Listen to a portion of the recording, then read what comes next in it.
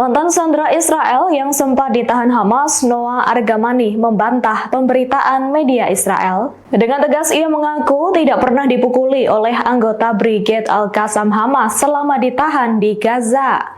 Hal itu ia sampaikan dalam postingan di akun Instagram story-nya @noargamani Jumat 23 Agustus 2024. Ia menjelaskan luka pada tubuhnya saat itu disebabkan oleh reruntuhan bangunan yang menimpanya setelah dihantam serangan udara Israel. Noah juga menambahkan ia adalah korban operasi Hamas 7 Oktober 2023 sehingga ia tidak bisa menjadi korban lagi dari media Israel. Brigade Al-Quds mengirim ultimatum kepada pasukan keamanan otoritas Palestina atau PA menganggap mereka justru membantu Israel. Channel 12 Israel melaporkan pada Jumat 23 Agustus 2024, pasukan keamanan PA melancarkan operasi sweeping bomb dan alat peledak yang diproduksi oleh faksi perlawanan di tepi barat. Operasi itu mampu menggagalkan puluhan peledak yang siap diledakkan para milisi Palestina. Hingga kemudian dilaporkan 15 alat peledak berhasil PA hancurkan hanya di kota Jenin saja. Aksi tersebut dianggap sejumlah faksi milisi perlawanan Palestina sebagai tindakan persekutuan dengan entitas pendudukan Israel.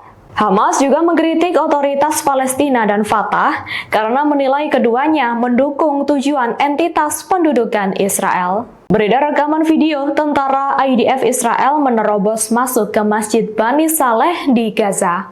Dalam rekaman yang dirilis pada Jumat 23 Agustus 2024 itu, terlihat mereka bahkan merobek dan membakar Al-Quran. Saluran berita Al Jazeera mengatakan mereka memperoleh rekaman tersebut dari video yang diambil oleh IDF dan drone yang ditemukan di Gaza. Dalam video terlihat tentara IDF kemudian menghancurkan Masjidil Haram di Khan Yunis di selatan jalur Gaza.